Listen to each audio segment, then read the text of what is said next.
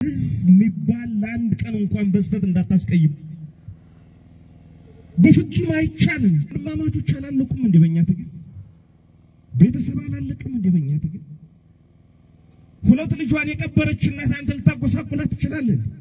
ማን እንደሚገላት እንኳን ሳታቅ ለምን እንደሚጠሏት እንኳን ሳታቅ ልጆቿን የቀበረች እናት እናንተ ህዝብ ታስቀይማለህ። ዛሬ ተሸከማው ህይወት ነው ምናታገለው ሰው ነው መልአክ አይደለም። የሰው ልጅ እንኳን መሳሪያ ሸከመ ልታታገል ጠርተው ለሰርክን ጠርተው ማስተናበሩ ከባድ ነው። ህዝብ ነው ምን ማረው በአንድ በኩል ጠላት ጋር እንተናነቃለን፣ በሌላ እጃችን ህዝብ እናስተዳድር ነው የምንሞክረው። በየቀኑ ማህበራዊ፣ ፖለቲካዊ፣ አስተዳደራዊ ችግሮች ይኖራሉ። ከችግር ነፃ መሆን አንችልም። ይሄ ሰው እንጂ መላእክት ማህበር አይደለም፣ የነብዮች ማህበር አይደለምና